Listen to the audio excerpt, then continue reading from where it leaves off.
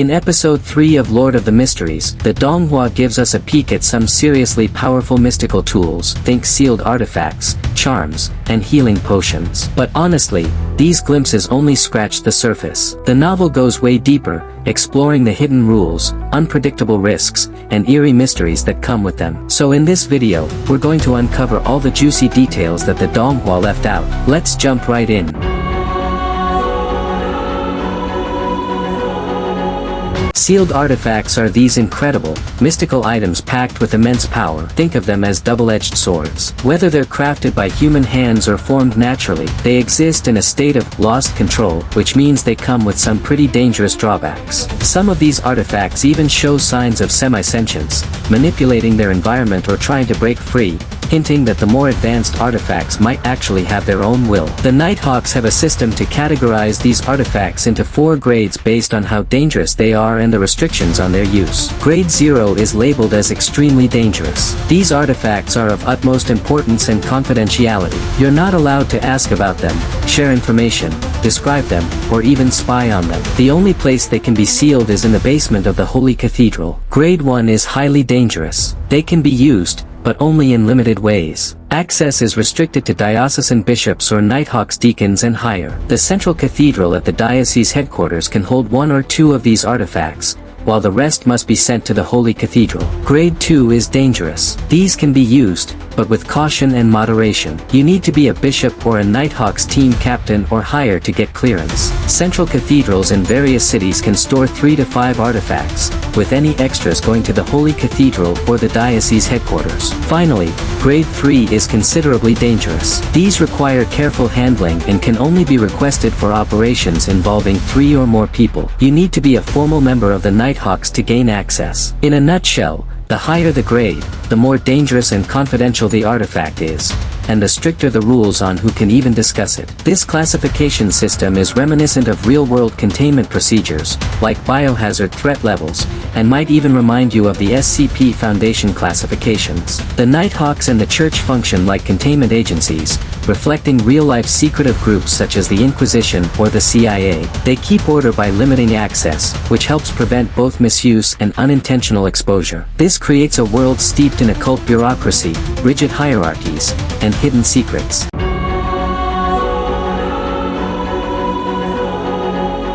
In episode 3, we come across a fascinating artifact, Sealed Artifact 2-049. As its name suggests, this item is quite dangerous and should be handled with care, classified as a Grade 2 sealed artifact. At first glance, it looks like a simple wooden puppet, but it was actually crafted by the notorious Antigonus family, a lineage steeped in madness and dark secrets. So, how does it work? 2-049 targets humanoid beings, putting anyone within a 5-meter radius at risk. The closer you are, the higher the chance of being affected. This paralysis can escalate to a point where the victim becomes an unresponsive puppet, potentially dead or trapped in a trance-like state. But how can we tell if someone is immobilized or just slowed down? The operatives have to extend and bend their arms, shake their necks, or even move their eyebrows. This quirky method allows for early detection, but it can lead to some awkward moments in public as they engage in these strange motions to check for possession. To manage the risk, a 3-person team is essential,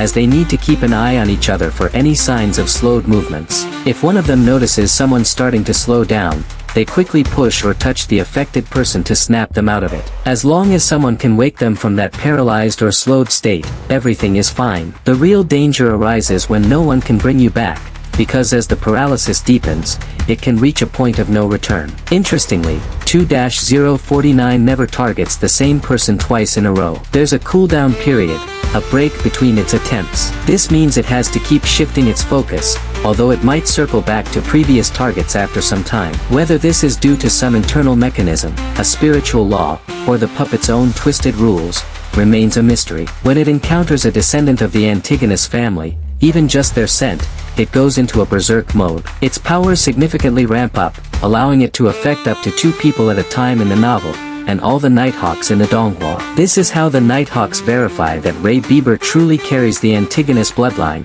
They watch 2-049's reaction and use the artifact to track him down. And if you are liking this video so far, please subscribe and like. Before the mission, Dunn Smith hands Klein a topaz pendulum, a fascinating divination tool that connects with the spirit world, enhancing interactions with nearby spirits and boosting the accuracy of divinations. This technique is known as pendulum dowsing or spirit dowsing. The pendulum works by tapping into the link your astral projection has with the spirit realm and cosmic energies, allowing you to communicate with spiritual intelligence using natural tools like crystals, gemstones, or certain metals. With this method, you can gauge whether something is positive or negative. You can also write a statement. Just remember, it should be a declarative sentence, on a piece of paper. Once that's done, place the paper flat on a surface. Next, hold the pendulum in your non-dominant hand, keeping your arm straight. Adjust the chain so it hangs just above the written statement, almost touching it. Close your eyes and repeat the sentence you want to divine 7 times, either silently or out loud. After that, open your eyes and watch how the pendulum moves. If it swings clockwise, that indicates a positive response to your statement, while a counterclockwise motion suggests a negative response. You can also interpret the strength of the pendulum's movement. For instance, when Klein wants to find out if there's danger inside, the pendulum swings clockwise, signaling a positive response. So yes, there is danger. The pendulum's vigorous movement indicates that the danger is quite severe. The same thing happened when Klein wanted to know if it was safe to return after escaping the control of item 2-049. This method can also reveal success or failure.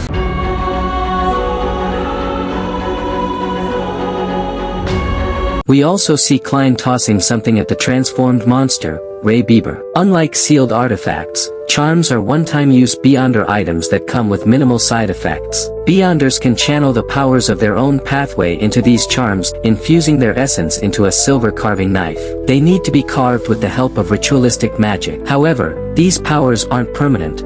Charms are designed to be used once and then discarded. After a single use, they essentially lose their effectiveness, and even if left unused, their power will gradually fade away over time. The spirituality in them has to be renewed once every 2 weeks, and they need to be activated with specific incantations. In this instance, the charm in question is known as the Slumber Charm. It's a rectangular piece of silver intricately carved with Hermes incantations on both sides, along with the relevant symbols, path numbers, and the characteristics of the spell. The holder can sense a deep, tranquil energy flowing through the charm. It possesses a power akin to that of a Sequence 8 midnight poet, like Leonard, and can force anyone within its vicinity into a deep sleep. One downside of this charm is that it doesn't differentiate between friend and foe. That's why it's crucial to throw it at the enemy. The caster will only experience the residual shock waves, but they won't fall into a deep slumber themselves.